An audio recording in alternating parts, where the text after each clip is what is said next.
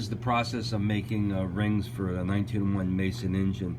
The first thing I did was I mic'd the diameter of the cylinder bore, and then I got some cast iron stock, and I machined it down to match that bore. So the outside diameter of this is the same as the bore.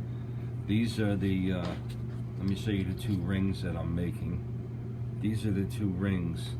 Now these rings are kind of unique. They actually have a ring within a ring, and why they do that I'm not quite sure, but that's how they are.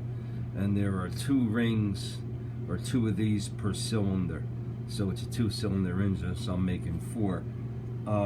What they have here, let me position it so you can see, is they have the notches in the, they have these notches right there, as you can see. That's so the rings don't rotate, and it puts the gap. There's the gap on the outside, there's the gap on the inside. There's a pin that goes between the two notches. So when you rotate the piston to get it screwed into the crosshead, it keeps the notches in position. So I have to make two sets of these per piston, and there's two pistons. But what I found out in doing so is the inside ring is not worn. It just was an expander. The outside ring, which this is worn, and I was getting blow by. So what I'm doing now is I'm just making the outside rings, which I have to make four. And the only difference is this step gap. The step gap is very difficult to make. So I'm just making a butt gap, and I've made them before at butt gaps, and they work just fine. The thickness of the ring, let me show you here. The thickness of this ring here is, turn it on.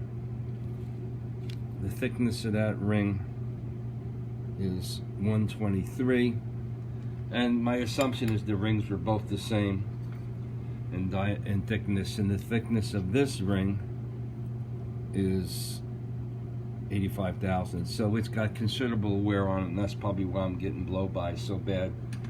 That steam goes on both sides of the piston, and the car won't run. So I turn these down, I cut the grooves for the actual width that I need, and the width of each ring is basically 375. If I move it around,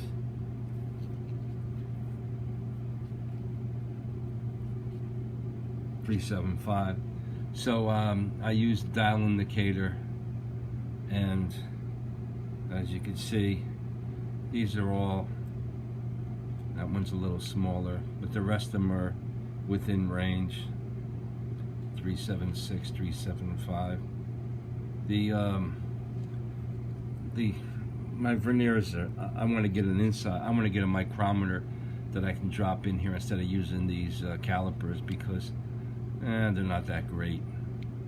But you can see I'm well within range of what I need.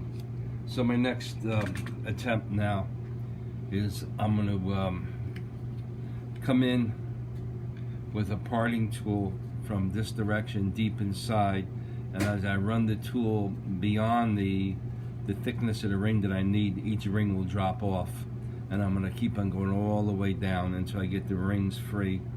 And then at that point in time, I'll be splitting the rings, and I'll show you that on a different video. So that's it for this video.